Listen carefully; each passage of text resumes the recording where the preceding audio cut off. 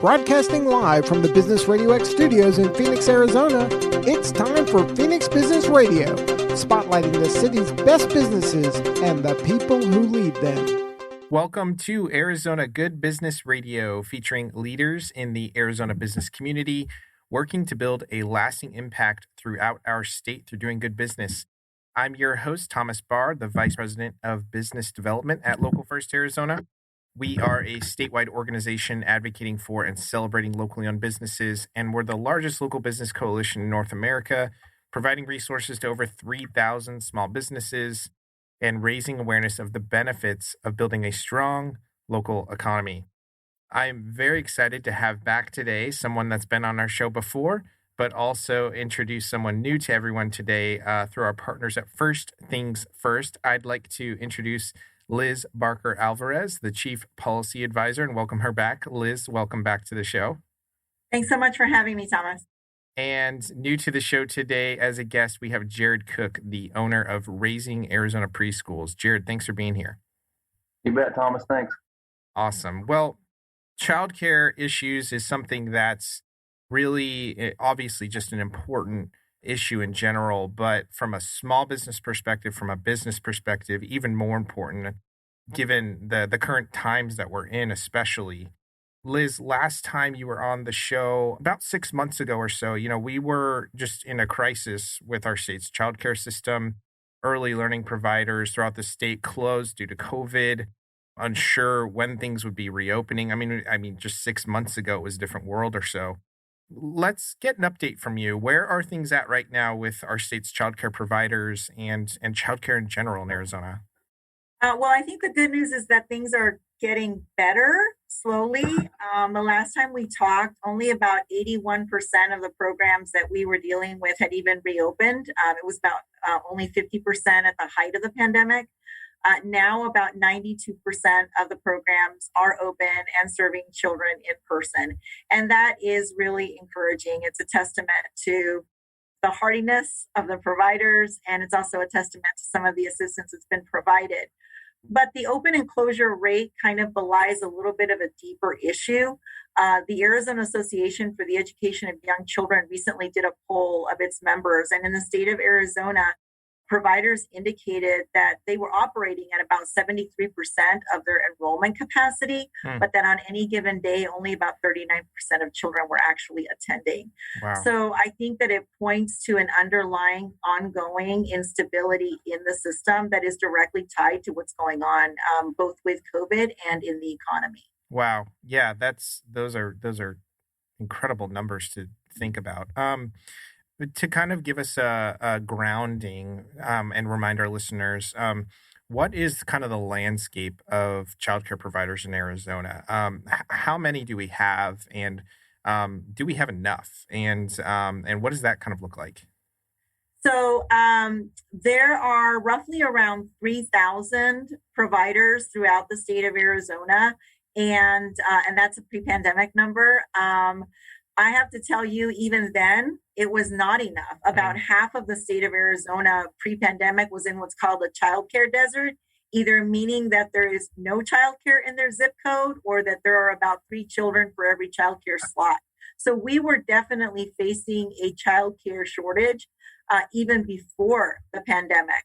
So this critical bit of infrastructure for the business community was teetering to begin with, and COVID hit it really hard. Yeah, absolutely. I was speaking to a business that's been a partner and member of Local First for many years recently, who has about 60 or so employees.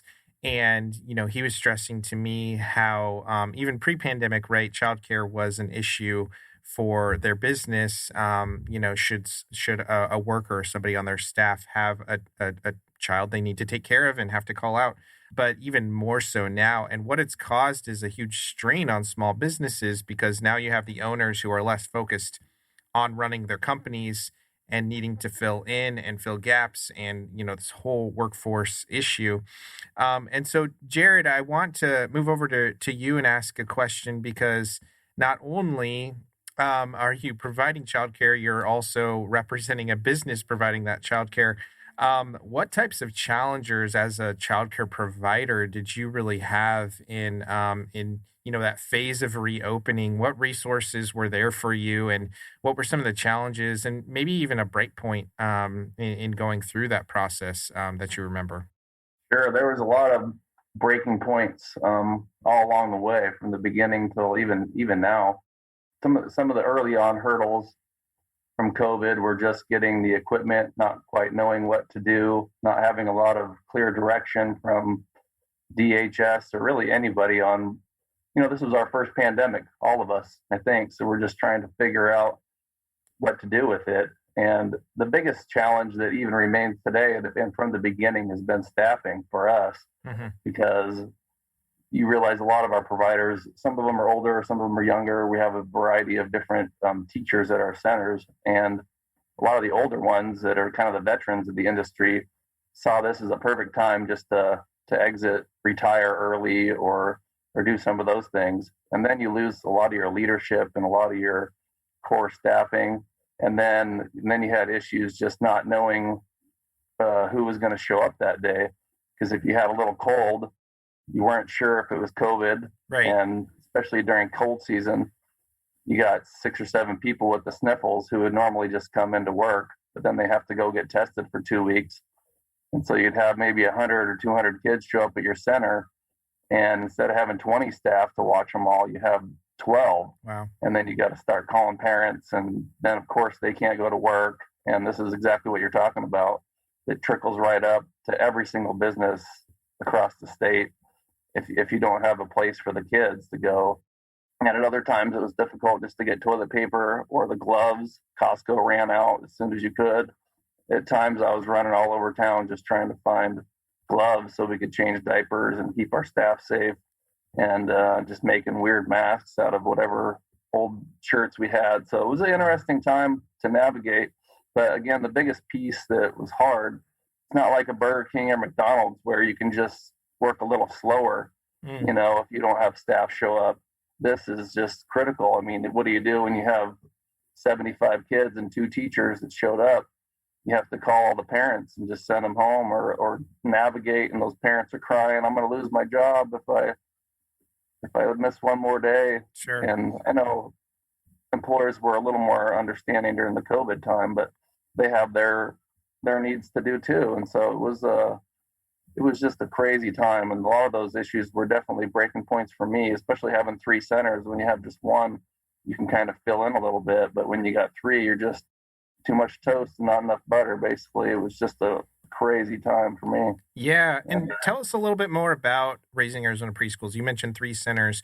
Where are they located? What were things like pre-pandemic? How many people were you serving, or children were you Sure. serving? And what are things like now? Yeah, we have 3 locations. They're all on the west side of Phoenix and north in Glendale. We have each center's licensed for around 100 kids, so they're smaller. I have one a little bigger down in Tolleson for 150 kids. And pre-pandemic, we were serving about 80% of that, so about 80 kids at each center, and then 100 so at the other one. And during the pandemic, you just never knew whether you'd have from 20 kids to 60 or 70 kids. Mm. It just depended on the kind of the waves of COVID. And we've been in business for 12 years, and this is definitely one of by far the craziest time in the industry for us. And one of the hardest things, again, was losing a lot of those key staff members, because they were kind of the core of the thing. We had probably six years of like the average employee at our sites was 6 years, had been there 6 years. Not a lot of turnover, which is difficult in this industry. But during COVID, we had probably half our staff turnover. Mm. And a lot of them were the old veterans that were kind of teaching the young people. So now I feel like we got the blind leading the blind. It's just lack of leadership. And that's been the biggest hurdle trying to come back right now still. Right. But that's what we're working on.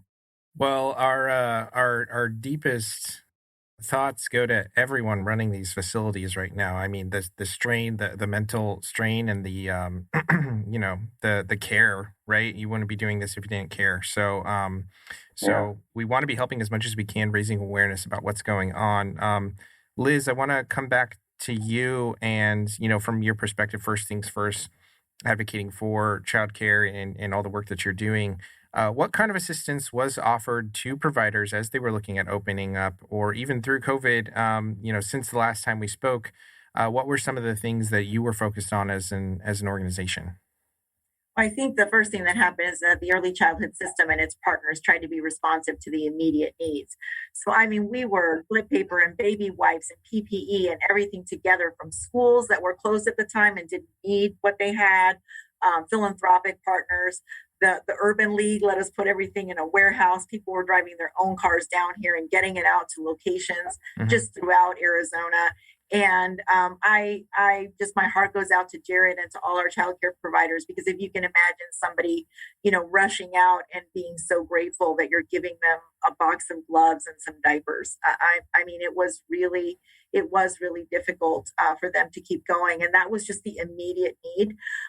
Then programs like the Department of Economic Security and First Things First, we both fund scholarships to help low-income working families access care. We kept paying on our scholarships, even if the child wasn't attending, so that the providers would be able to hold the slots. Oh, wow. So they would be able to actually have capacity if the child were to show up.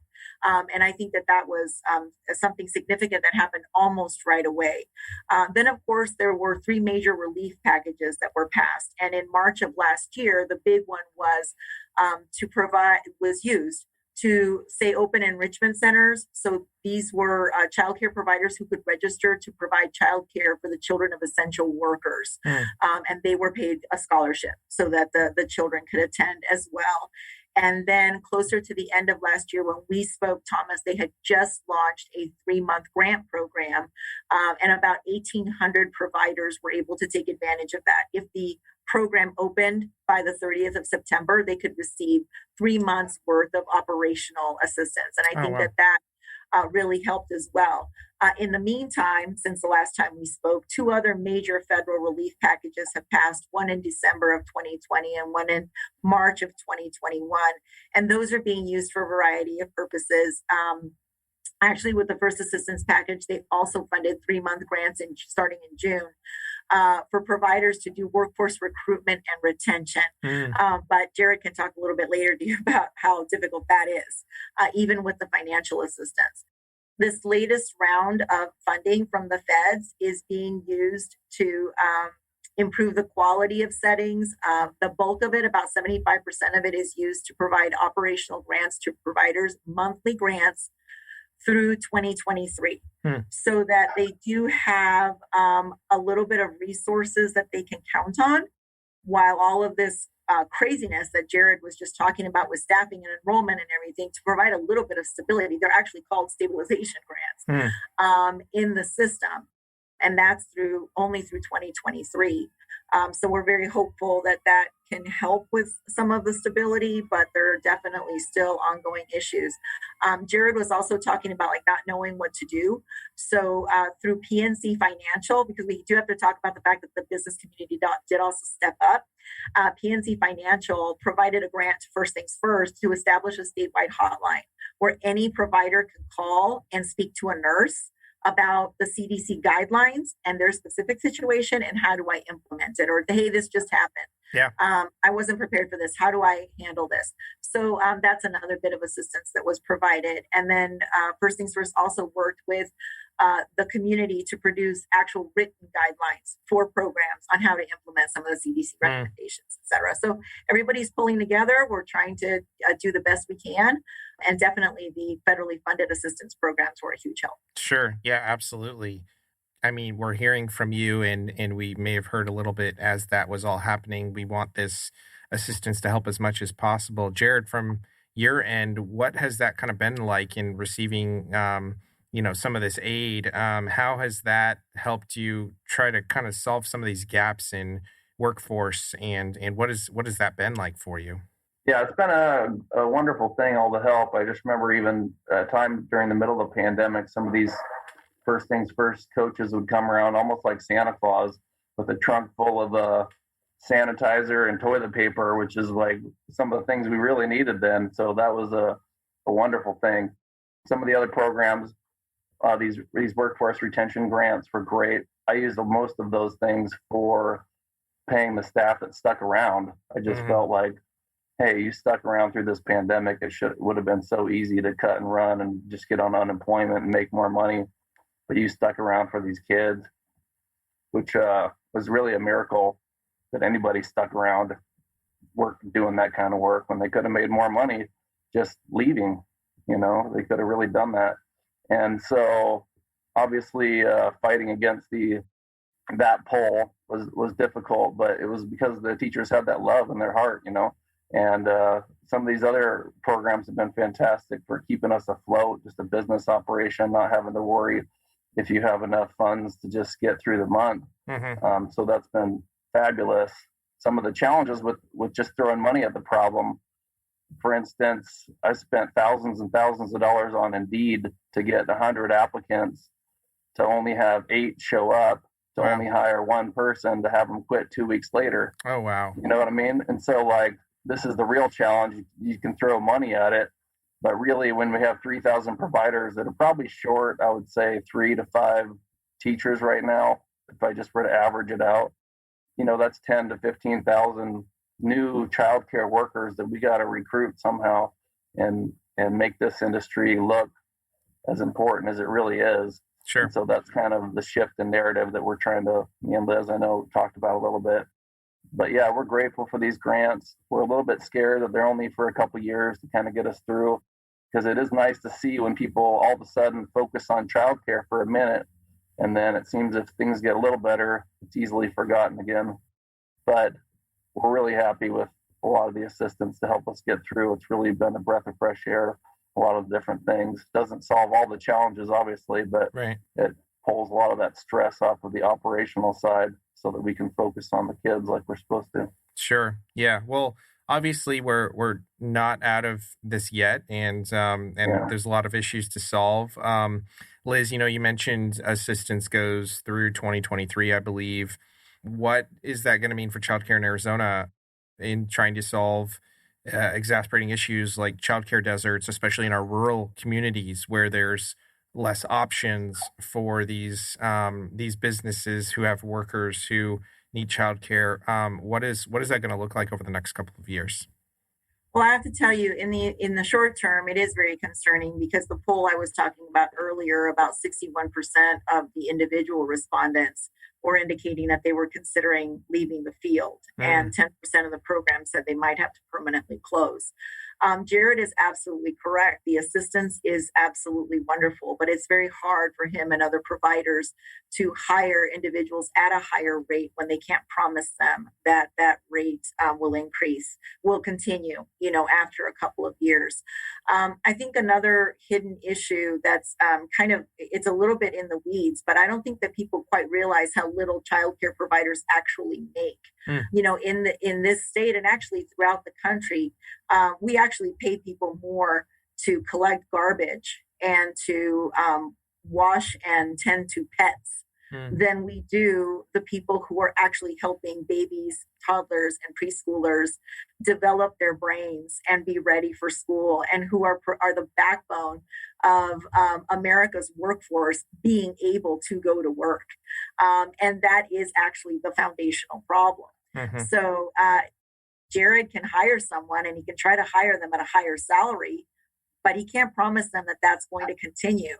And if they can make better money working fast food sometimes, that's very hard for Jared as a business person, or anyone as a business person, to be able to get through. So really, we need to, the short-term assistance is wonderful. The system is so grateful for it.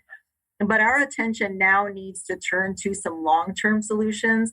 How are we going to make this sustainable? Because at the end of the day, the research doesn't lie. Whether or not people are looking for a job, whether they can hold down a job, whether they complete a college education, and whether or not kids arrive at kindergarten prepared to be successful and start working their way toward becoming tomorrow's workforce, really depends on this critical piece of infrastructure that most people have never considered to be the infrastructure of economic development. And it's the backbone. Right. Absolutely.